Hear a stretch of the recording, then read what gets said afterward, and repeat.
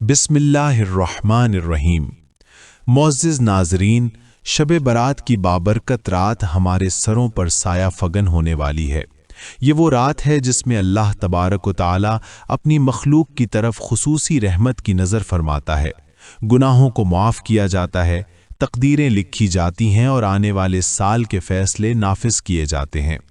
मगर अफसोस के बहुत से ऐसे घर भी होते हैं जहां इस अजीम रात के बावजूद न सुकून उतरता है, न दिलों को चैन नसीब होता है, न रिस्क में बरकत आती है।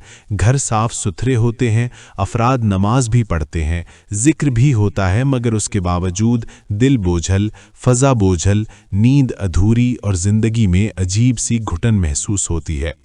लोग फ़ौरन इल्ज़ाम बाहर की चीज़ों पर डाल देते हैं, किसी की नज़र, किसी का हसद, किसी की बद्दुआ। मगर हकीकत यह है कि अक्सर औक़ात असल दुश्मन बाहर नहीं बल्कि हमारे अपने घरों के अंदर मौजूद होता है।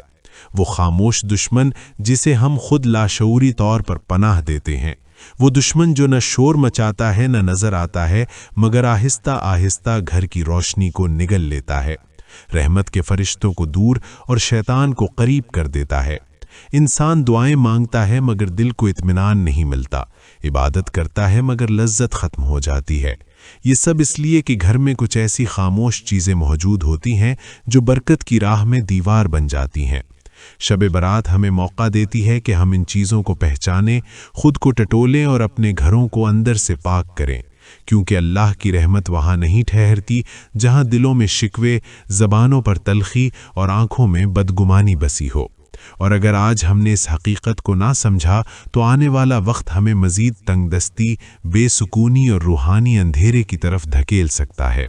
मुअज़्ज़िज़ नाज़रीन, घर में बेबरकती की सबसे पहली और सबसे ख़तरनाक खामोश चीज़ नाशुक्री है। वो नाशुक्री जो ज़बान से नहीं बल्कि रवैयों से टपकती है। जब बात बात पर शिकवा किया जाए, जब नेमतों के होते हुए महरूमी का रोना रोया जाए, जब अल्हम्दुलिल्लाह की जगह काश का लफ्ज़ आ जाए, तो समझ लीजिए कि बरकत के दरवाजे बंद होने लगते हैं। नाशुक्री वो जहर है जो आहिस्ता आहिस्ता पूरे घर की फ़ज़ा में सरायत कर जाता है। फिर दिलों से सुकून उठ जाता है, रिश्तों में सख्ती आ जाती है और रिस्क में तंगी पैदा हो जाती है। बनी इसराइल वो कौम थी जिस पर अल्लाह ताला ने ऐसी ऐसी नेमतें नाजिल की जिनका तसव्वुर भी मुमकिन नहीं।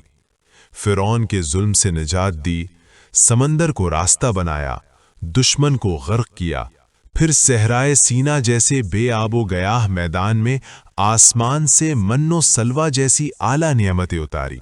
न खेती, न बाजार, न मेहनत, रोज़ाना ताज़ा खाना आसमान से आता था। लेकिन कुछ अरसा गुजरने के बाद उन्होंने कहना शुरू किया, हम एक ही खाने पर सब्र नहीं कर सकते। उन्होंने दाल, प्याज, लहसुन, सब्जियों का मुतालबा किया।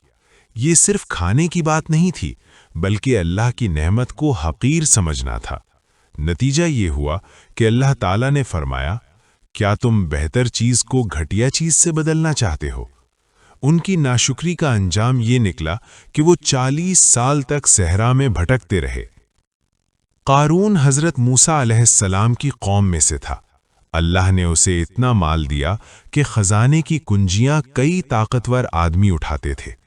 लोग उसे नसीहत करते, अल्लाह का शुक्र अदा करो, गुरूर न करो, आखिरत को न भूलो। मगर क़ारून कहता, ये सब मुझे मेरे इल्म की वजह से मिला है। ये जुमला नाशुक्री की इंतहा था। उसने नेमत को अल्लाह के बजाय अपनी काबिलियत से जोड़ दिया। नतीजा ये हुआ कि एक दिन अल्लाह के हुक्म से ज़मीन ने क़ारून को उसके महल समेत निगल लिया।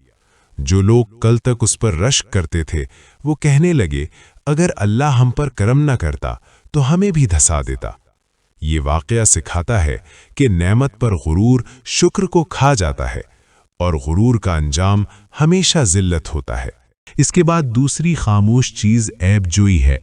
जब आंखें दूसरों की कमज़ोरियां तलाश करने लगे, जब शौहर बीवी के ऐब गिने, बीवी शौहर की कोताहियां याद रखे, वालिदैन बच्चों की गलतियों को ना भूलें और बच्चे वालिदैन की बातों में नुक्स निकालने लगे, तो वो घर इबादतगाह नहीं बल्कि अदालत बन जाता है, जहां हर शख्स जज होता है और कोई मुजरिम खुद को बेकसूर नहीं समझता। ऐसे घरों से फरिश्ते रुखसत हो जाते हैं, क्योंकि फरिश्ते पर्दा पोशी पसंद करते हैं और शैतान ऐब उछालने में मज़ा लेता है।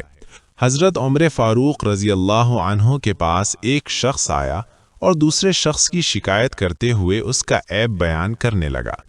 حضرت عمر نے فوراً اسے روک دیا اور فرمایا، اگر تم نے کسی مسلمان کا عیب بیان کیا تو یاد رکھو اللہ تمہارا عیب لوگوں پر ظاہر کر دے گا۔ پھر فرمایا، جو شخص اپنے بھائی کا پردہ چاک کرتا ہے اللہ قیامت سے پہلے اس کا پردہ چاک کر دیتا ہے۔ یہ سن کر وہ شخص کانپ گیا اور توبہ کر لی۔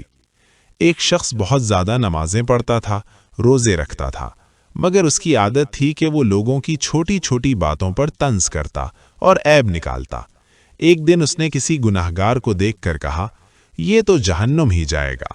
اسی رات خواب میں دیکھا کہ قیامت قائم ہو گئی ہے۔ فرشتہ کہتا ہے، اس بندے کو چھوڑ دو، اس کے بارے میں فیصلہ تم نے کیا تھا، اب تم جواب دو گے۔ وہ گھبرا کر اٹھ گیا اور اپنی زبان پر سخت پہرا بٹھا لیا۔ اور پھر تیسری خاموش مگر تباہ کن چیز وہ شور ہے جو آوازوں سے نہیں بلکہ لہجوں کی سختی سے پیدا ہوتا ہے۔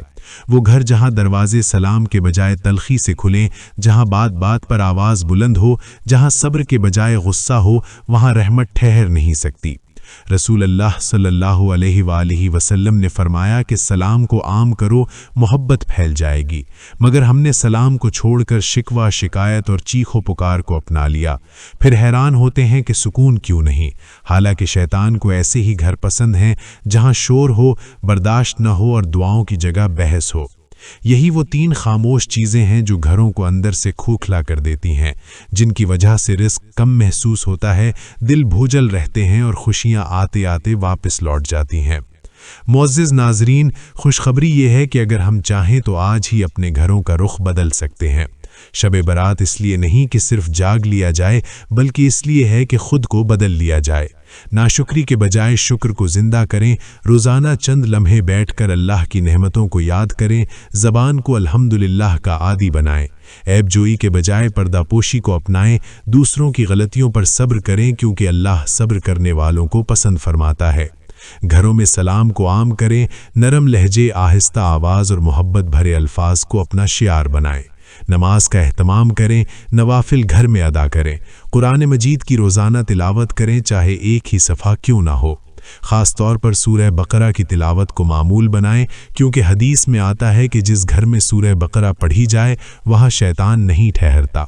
مل کر کھانا کھائیں، بسم اللہ پڑھیں، بچوں کو ذکر کی عادت ڈالیں، فجر کے بعد سونے کے بجائے جاگنے کی کوشش کریں، حلال رزق پر قناعت کریں اور اللہ پر کامل توکل رکھیں۔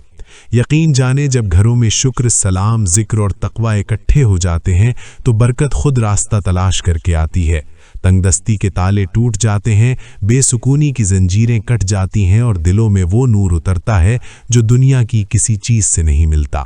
یہ تھے وہ تین کام کہ جس گھر میں بھی یہ ہوتے ہیں اس گھر میں بے برکتی پیدا ہوتی ہے، نحوست پیدا ہوتی ہے، اس گھر میں اتفاق پیدا نہیں ہوتا، اس گھر میں محبت نہیں ہوتی، لوگ ایک دوسرے کے ساتھ بغض کرتے ہیں، نفرتیں پیدا ہوتی ہیں، گھر میں بے برکتی پیدا ہوتی ہے، لوگ بہت پیسہ کماتے ہیں لیکن اس کے باوجود رزق دولت کی تنگی ہوتی ہے، بہت سا پیسہ کمانے کے باوجود بہت سے ایسے کام پیدا ہوتے ہیں جس کی وجہ سے سارا پیسہ ضائع ہو جاتا ہے۔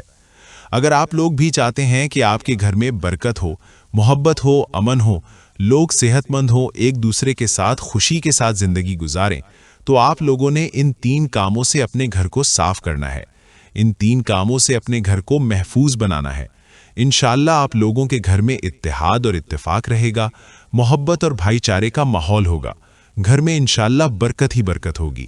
اللہ تبارک و تعالیٰ سے دعا ہے کہ وہ ہمیں اس شب برات کی حقیقت کو سمجھنے، اس پر عمل کرنے اور اپنے گھروں کو رحمت کا گہوارہ بنانے کی توفیق عطا فرمائے، ہمارا خاتمہ ایمان پر فرمائے اور ہمارے گھروں کو سکون، محبت اور برکت سے بھر دے۔ آمین یا رب العالمین۔